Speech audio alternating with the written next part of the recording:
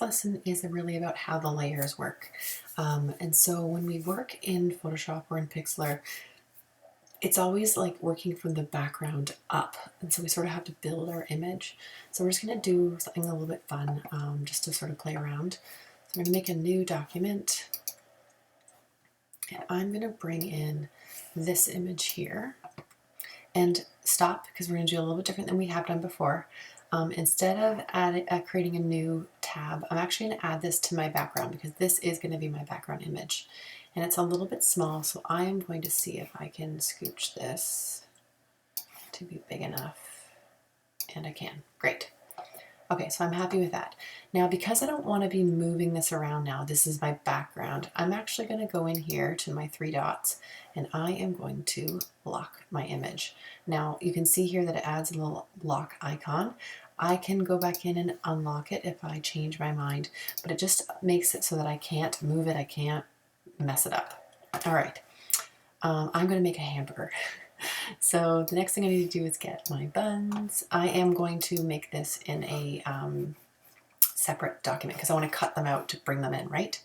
So this is on a white background, so I think the easiest tool to be for this would be the magic wand. I'm going to select the background, and it did a pretty good job except for here. So I'm going to hold shift.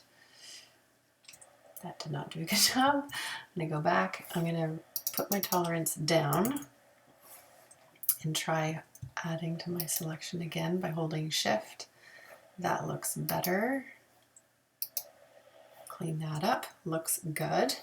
I obviously want to invert that, so select, invert. So now I actually have the buns and not the white. Now for this,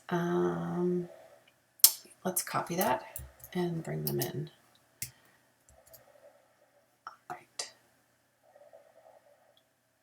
Why? Oh, it's the edge here. Right. Okay, so what I got here is I actually don't have this cut out. You can see the edging of the picture, so that's what's come in here. So I can do a couple of different things. Something that's really fast and easy is I can hop over to this eraser tool and I can erase it. To make my brush bigger, I can click and bring it up. And then when I'm over here, you can see it goes much faster. So that's probably a good option. All right, so I have my buns. And I'm actually going to rename these. So to rename them, you can just click here and I'm going to call this bun. All right, that will just help me as I create more and more layers to keep myself organized so I know what layer is what. Okay, so the next thing I need to do is actually need to separate these. I need the top and the bun and the bottom bun separate. So what I'm going to do, how am I going to do this? I think I'm going to duplicate my layer. So I'm going to duplicate my layer. And then on this one, I'm going to erase the bottom bun. You can see here.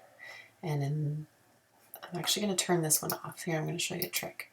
You can hide this layer.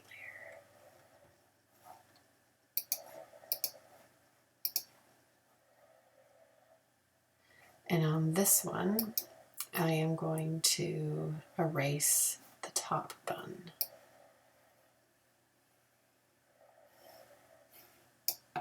So now if I turn this back on, you can see I have the top bun and the bottom bun. And I'm going to do that because I need to put the condiments and the stuff in the middle. So next I'm going to go and bring in, and I have vegetarian options or non-vegetarian options. I'm going to bring in my tomatoes. I'm going to make them to a new layer so I can cut them out. These are on a white background, so that's easy. Use the magic wand. I need to add to my selection to get rid of all that white. Looks good. Copy it, pop over here, and paste it. I forgot to invert it. Hang on. Command Z. See, it's good to show you. So we only have the white. We want to go to select. We want to go to invert selection. Now we're going to copy it and bring it over and paste. Okay, so this looks good. But you'll notice there's a problem. If I put this down, it looks good, actually, reasonably decent size. The only issue is that the top bun is actually underneath, right? So if I was to move this, it doesn't look right. So what I'm going to do is I'm actually going to move this up so it's on top. So we're literally making a hamburger over here in our layers, and we're making it in our picture. If you want, you can keep going, add some more options. So again, so it's just not gotten those watermarks very well.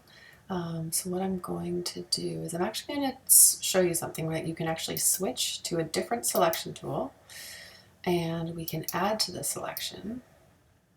I've got the elliptical, of course. And so a really fast way, instead of, and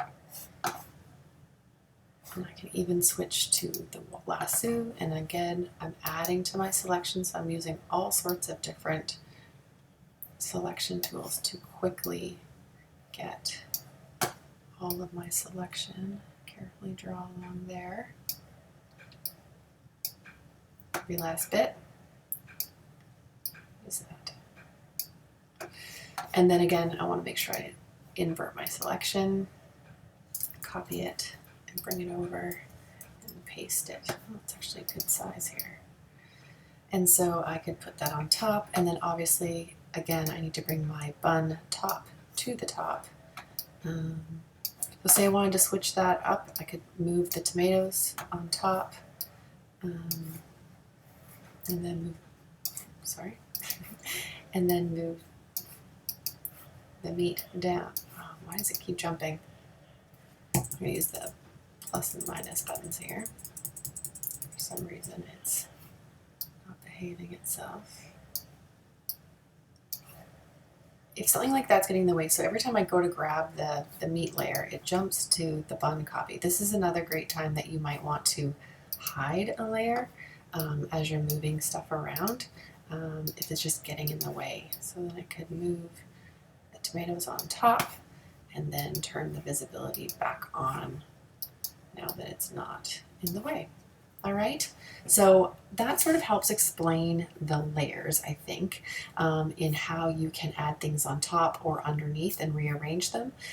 It also shows you how to deal with making a background image and how to lock up a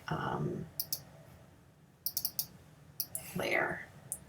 Just make sure there's nothing, change layers, invert selection. All right, so I think that's it for today.